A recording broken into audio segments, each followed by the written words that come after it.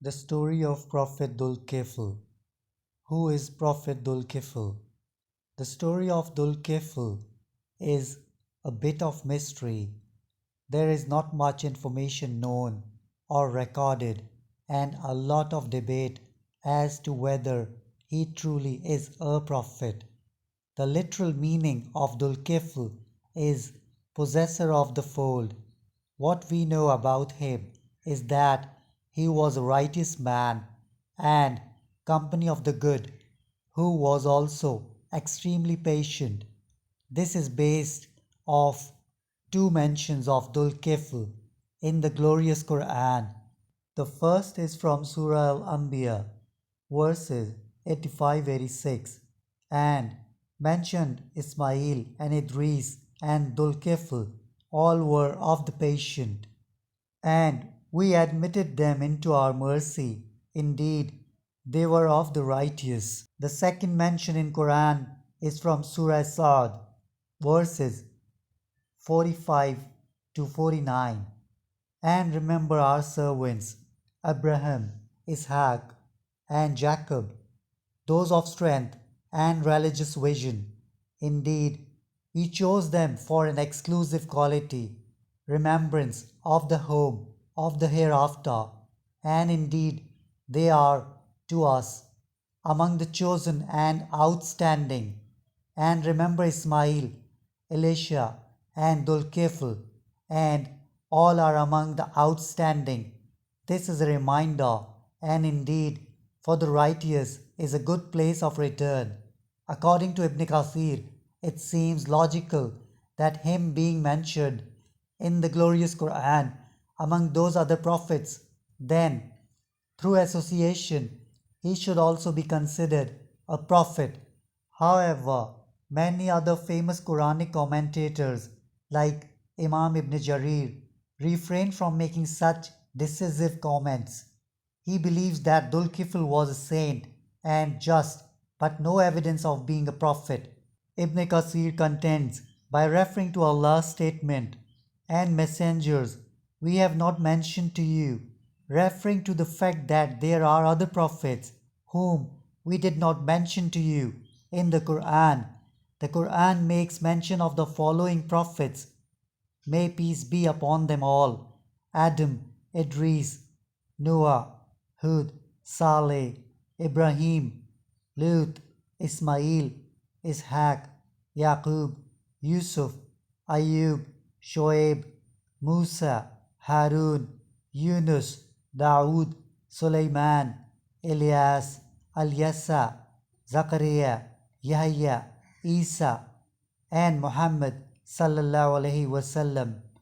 Story of Prophet Dhul Kifl by Ibn Jarir. Imam Ibn Jarir gives an account of Dhul Kifl which provides some insight into the Prophet's life. When Al-Yasa grew old, he was looking to appoint a successor that could help guide the Israelites and needed someone with calm demeanor and a clear mind. He assembled a group of companions and set out three conditions which he believed would be a testament to great leader. The person who will be considered for my replacement is one who fasts year around during the day, remembers Allah in prayer throughout the night, and must not lose his temper. A relatively unknown person who was held in contempt by the people stood up and offered himself for the job. Prophet Yasa asked him whether these three conditions were met. The man replied yes to all three, but for whatever reason, Yasa did not believe his claim and rejected him. After few more days passed, Yasa gathered the group again and repeated if his conditions were met. Everyone remained seated besides the same man. Yasa, seeing his persistence, appointed the man to serve as his deputy. But to truly test the man's will, he asked a few people to try and persuade the man into doing something that would result in him being removed from being his deputy. They all tried and they all failed. Then Iblis Satan offered his services to Al-Yasa. Leave him to me, I will take care of him.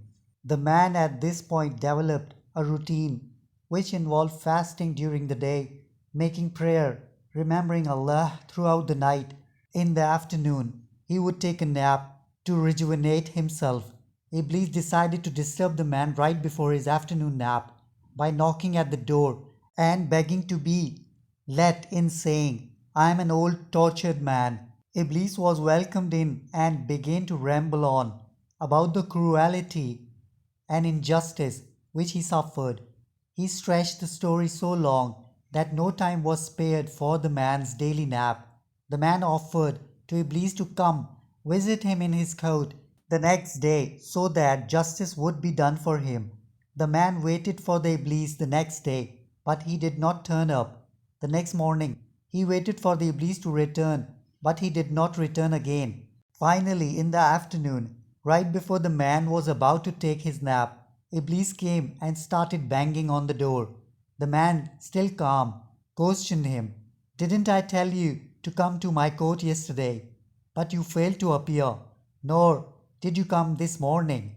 To this the Iblis replied, Sir, my enemies are very wicked people. When they learnt that you were sitting in your court and would force them to give back to me what was due, they agreed to settle the matter out of court. But as soon as you left your court, they went back on their promise. The conversation continued for a long time, where he missed his usual nap. The man asked Iblis to visit his court again to settle matters. Once again the man waited patiently in the court, but Iblis did not visit. When he returned home that day, he was felt very tired because the lack of sleep. He asked the family members not to allow anyone to knock at the door. Iblis once again tried to disturb his sleep so he would not be able to fast, pray, and hoped he would grow in anger. But when he tried knocking on the door, the man's family members stopped him. Iblis was determined. He forced another way into the man's home and started knocking at the door of his room. The man saw Iblis had come inside the house while the door remained shut. Then he suddenly became aware that the man standing before him was Iblis and asked him, Are you the enemy of God? He admitted that he was Iblis and remarked, You have thwarted all my plans and frustrated all my efforts to entice you in my design. My intention was to make you angry somehow, so that one of your claims before Yasa could be proven false.